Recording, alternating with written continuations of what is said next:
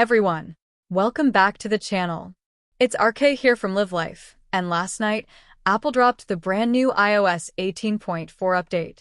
I've already updated my iPhone, and today we're diving in to check out what's new, how to update, and a few important things you should know before and after the update. So let's jump right into it.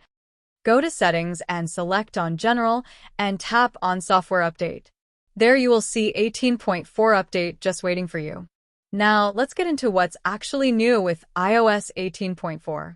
Apple didn't roll out any huge changes this time, but there are some cool tweaks. Here are the highlights from the release notes.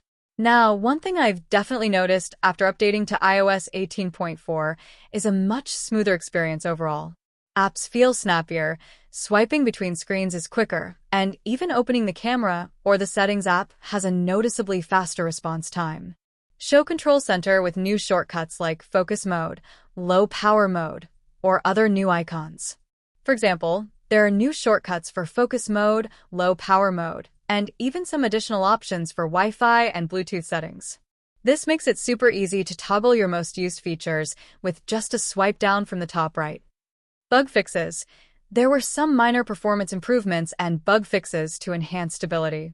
So if you were dealing with some lag or apps crashing, this should help.